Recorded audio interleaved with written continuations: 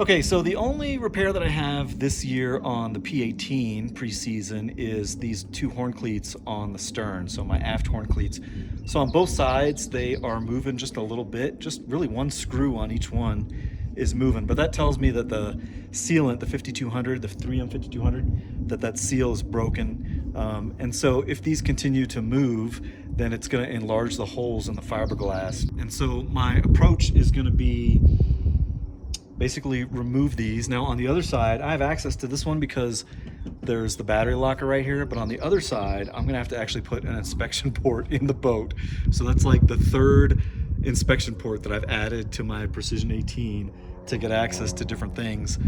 So I'm gonna put an inspection port in the fuel locker and then be able to access this thing on the other side. But I'm gonna do this one first because I already have access to it. See if I have any issues with it, and then if it's all good, then I'll start cutting that inspection port in. So this is the horn cleat that I just took off, and you can see here where it was mounted on the deck. So this side is the side that was moving. And I don't know if you can see in there, but you can see that there is some 5200 sealant in the holes. There's clearly some in the bottom of the horn cleat. There's a little bit in the top, even though not much. Okay, so in my mind, this is what the problem is. So you can see that the bolt can move quite a bit. And so I haven't even cleaned out the 3M sealant that's in here. I still got to get a drill bit in there and clean all of that sealant. But even with the sealant still in there, and granted it's, 14-year-old sealant, but even with some sealant still in there, this, in my mind, moves way too much. And so, yeah, I definitely am going to get some epoxy in there and try and tighten up these holes. So now I got my drill bit in here, and I got maybe not all the sealant, but I think most of it out. And again, you can see and hear how much that's able to wiggle in there. So I really want this tight, because if it's not tight, the 5200 sealant will expand up to 6 times of its, curing, volume, I guess.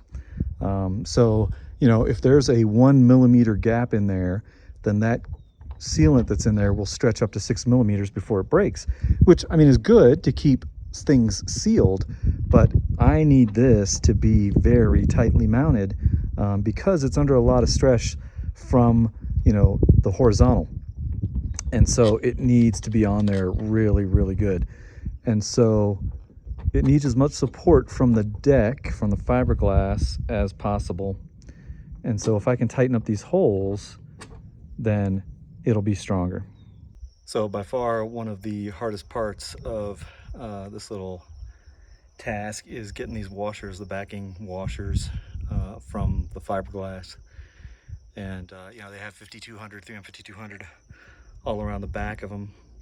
And so I've been using this very sharp little screwdriver to pry under there and then get it out. Man, it's so bright out here. Oh God.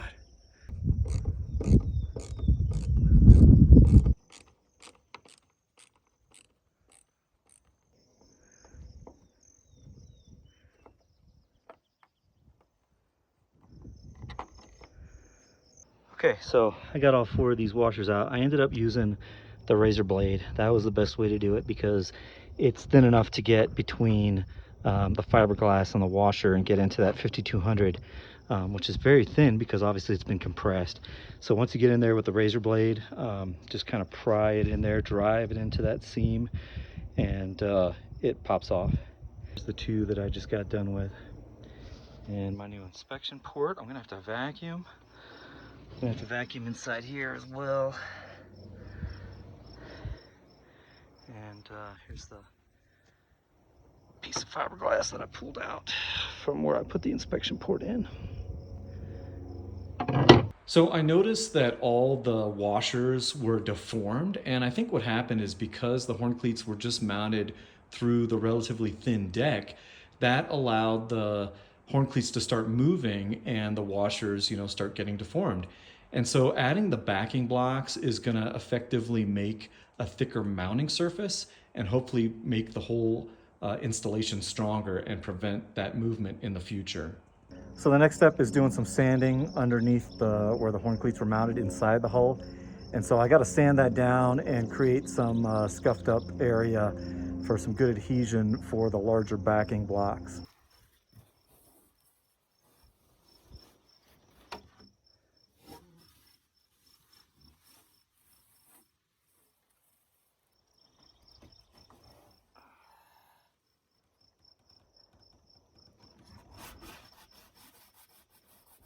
All right, so this hole on the starboard side has been cleaned out and is basically ready for some epoxy. Okay, so on the port side, I just finished cleaning out this hole. I just used a drill bit, a 1/4-inch drill bit in there to pry out all this old 5200 sealant. Okay, so I'm going to use a sanding block to get all this old sealant off and then also scuff up the bottoms a little bit so that you can get better mechanical adhesion.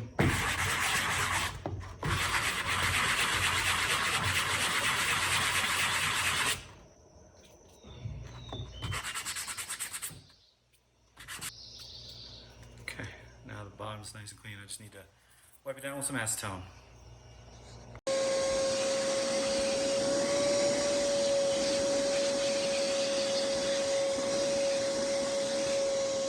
So I've scuffed up the inside. I also want to scuff up the outside right here. So this is pretty smooth gel coat, and I want to scuff it up and make it a little rough so that it'll have better adhesion with the 5200. And it doesn't take much.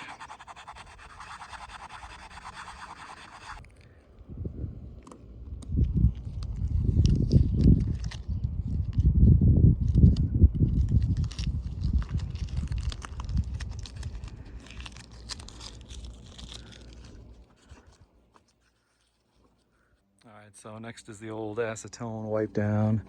So just wiping the surfaces, and I got to do the inside as well. All right, so I'm using JB Marine Weld for this, and get ready to mix it up.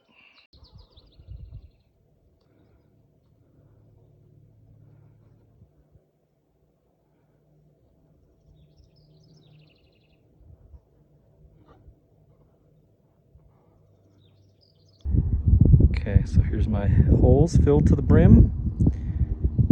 You definitely want to go really slow when you're putting the epoxy in there so that way air has time to escape.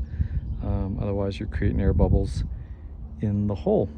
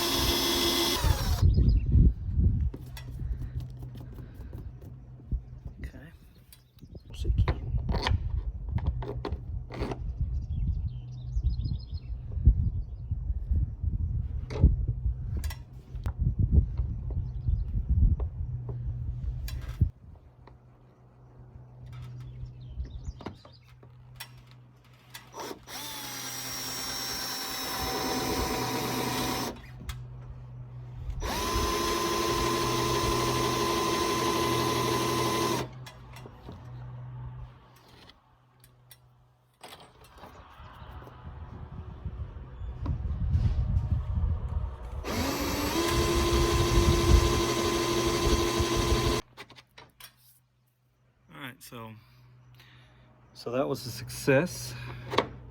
Was able to follow the same original holes and just fill in where I got the epoxy in there. Still not super tight though.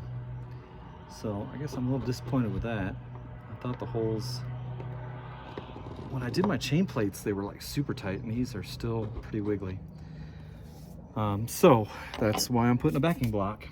Okay, so I've got my backing plates drilled out of HDPE, and so this is my second attempt. So the first attempt, what I realized, you can see this kind of molten material right there. And what I realized, the holes weren't lining up at all, so it was like going in cockeyed. But what I realized was I was going in straight with the 1/4-inch drill bit, which is the size of the bolts. And because I was removing so much material all at once, there was a lot of friction, and it was really heating up, and so it was melting the HDPE. And so once it became kind of, liquefied, more molten, the drill You know, it was very hard to hold steady. It started sliding around.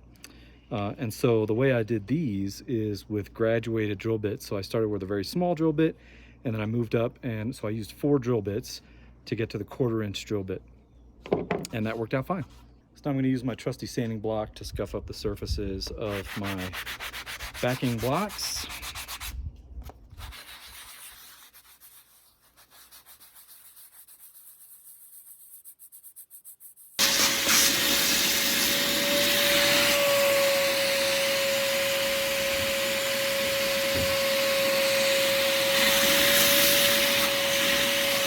So this is the material that I'm using. This is a small sheet of HDPE, and it's very durable. It obviously doesn't rot. It doesn't compress very well, so it's a good material for a backing plate. It's very strong.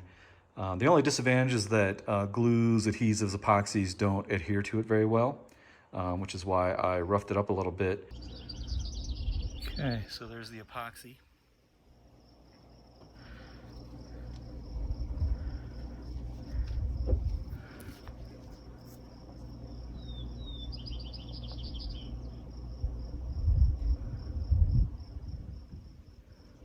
This is definitely going to squeeze out, but that's okay.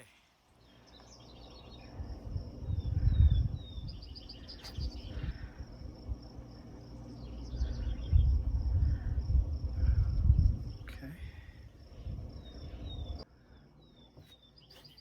That's horribly messy.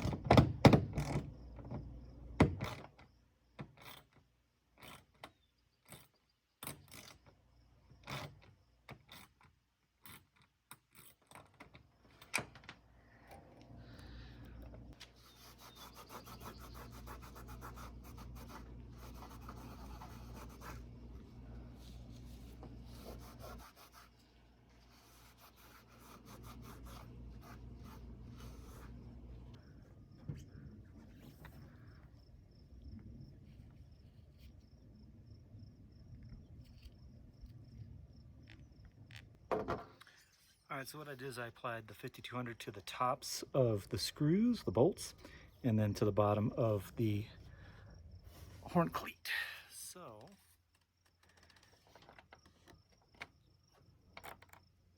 I can press that in there.